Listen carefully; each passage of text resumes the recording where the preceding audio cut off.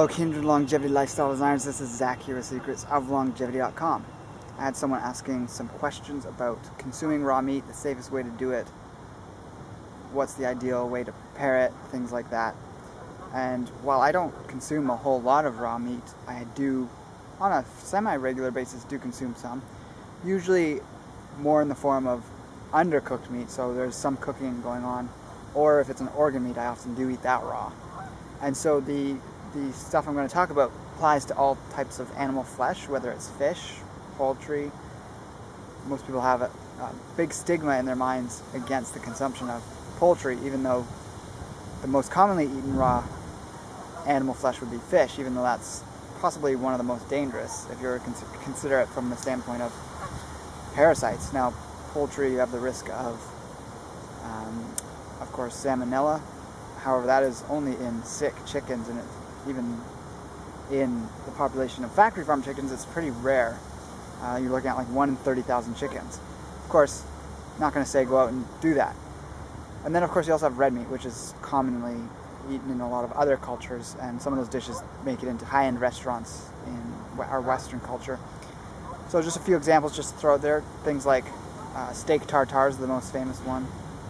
You have sashimi in sushi restaurants, but also sushi often has the raw fish in there, but you can sometimes get cooked fish in sushi restaurants as well. Then you have carpaccio, which is various types of, usually red meat it's made from. Ceviche, which could also be red meat. And there's tons of other dishes in a lot of different cultures with all sorts of names that you can look up if you just look up raw meat dishes, and you can find recipes and all sorts of fun things. One thing that is common among all of these ways of preparing it is there's often things added to it to negate any possible harmful pathogens. So I'm not a complete subscriber to Ogenus von der Planet's school of thought around meat consumption, that the rawer the better, the less tampered with the better. He does seem to have this idea that harmful bacteria and parasites are actually good for the body. Personally, I'm not about to experiment with that, and I wouldn't recommend it for anyone, but I have seen people who are on that program actually doing very well. Whether it's a long-term thing or not, I don't know them well enough to know whether they're on it for 15 years or just 1 year. But I think if you're just kind of starting to experiment with raw meat, definitely play on the safe side. Another big thing you can do to avoid harmful pathogens is to freeze your meat, whatever type it is, for up to 2 weeks at least. So often if you buy frozen pastured meat, for instance, it's already have been frozen for a period of time, possibly even 2 weeks. But store it in the freezer and just have it around for a little while in there, and you're going to have the cold kill off the parasites. It won't have actually killed off bad bacteria, so you want it to be fresh when it's frozen, obviously. And a good thing to also do when you're preparing it is to add all these things in that a lot of cultures do, which is the antibacterial, antifungal, antiparasitic type herbs. So a lot of these preparations, from steak tartare to sushi and things like that, they have these things in it. So consider sushi. You're supposed to eat sushi with horseradish or wasabi paste along with the pickled ginger. So that combination of the pickled ginger with the wasabi kills off any possible parasites in the fish. And then even on top of that, a lot of sushi restaurants are required to freeze their fish before preparing it. So that's the ideal way to eat sashimi or sushi, is along with the wasabi and ginger that it comes with. That's what it was traditionally used for. And then when it comes to steak tartare and things like that, when you're preparing it, you just grate in some fresh ginger. Fresh is best because you're going to have the essential oils that kill off the parasites, etc. Or you can add garlic, minced garlic. I have in the past added essential oils to raw meat preparations that I've made. The key is to just choose oils that would be herbs anyways. You don't want to just add random oils. And they have to be food grade or pharmaceutical grade. They can't just be your regular food grade ones, which are leftover from the food processing industry and often are contaminated. So it's things like thyme essential oil, mild thyme, or cinnamon essential oil. And that way you can add just literally 1 or 2 drops to olive oil, mix into the olive oil so it's dispersed equally. So when you coat the meat or whatever dish it is you're making with that, it permeates all the cells very quickly. That's what oils do. They're coat things very quickly, even faster than water, and it'll literally pop the cell walls of any harmful pathogens. The freezing actually also does the same thing. It's going to burst because the freezing of any liquid kind of makes a cell swell and then burst through the cell wall. That's why some very hardcore raw meat eaters will say freezing your meat's bad, because that's going to damage the cell wall.